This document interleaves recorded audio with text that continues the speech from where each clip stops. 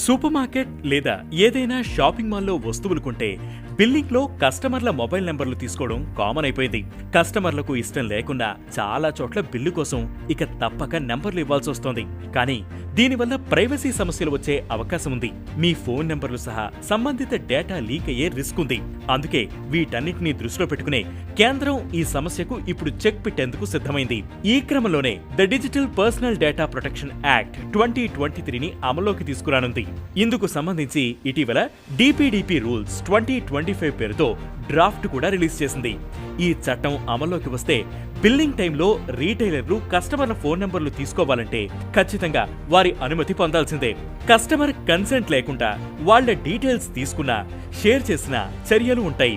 Customer డేటాను తీసుకున్న company, store ఎక్సెట్రాను data ఫిడ్యూసరీగా, తన పర్సనల్ డేటా ఇచ్చిన వ్యక్తిని డేటా ప్రిన్సిపల్ గా ఈ చట్టం పేర్కొంది. కంపెనీలు డేటా కోసం కస్టమర్ల నుంచి అనుమతి తీసుకునేటప్పుడు ఎందుకు తీసుకుంటున్నారో, ఎంతకాలం వారి సమాచారం స్టోర్ చేసుకుంటారు మొదలైన వివరాలు వారికి అర్థమయ్యేలా వివరించాలని చట్టం చెబుతోంది. ఇక కస్టమర్లు సైతం వారు గతంలో ఇచ్చిన అనుమతిని ఎప్పుడైనా వెనక్కి తీసుకోవచ్చు.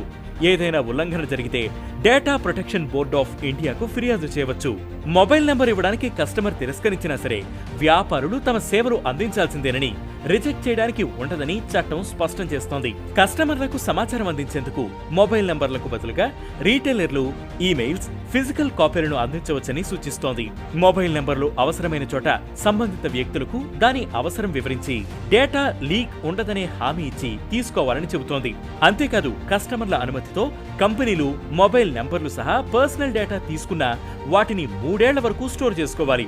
ఆ టైం దాటినా లేక కస్టమర్ ఈలోపు తన కన్సెంట్ రద్దు చేసుకున్నా ఆ డేటా అంతా డిలీట్ చేసేయాలి.